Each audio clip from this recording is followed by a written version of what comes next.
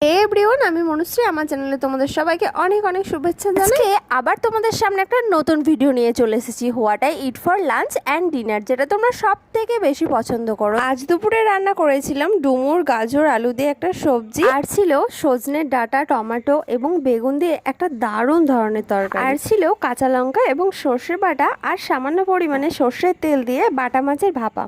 ইলিশ ভাপা, রুই ভাপা তো অনেকবার খেয়েছি, কিন্তু বাটা মাছ ভাপাটা আমি ফার্স্ট টাইম ট্রাই করলাম। আমার তো অনেক ভালো লাগে। নিরামিষ ডুমুরের ভিডিওটাও দেওয়া আছে, তোমরা চাইলে একবার রেসিপিটা দেখে নিতে পারো। দুপুরের খাওয়া দাওয়ার পর্ব শেষ করে আমি কিছুটা ফল খেয়ে নিয়েছিলাম। তো এখানে ছিল আপেল, নাশপাতি আর লেবু। আর রাতে খেয়ে নিয়েছিলাম মোগলাই। সত্যি কথা বলতে মোগলাইটা আমার অনেক অনেক ভালো লাগে।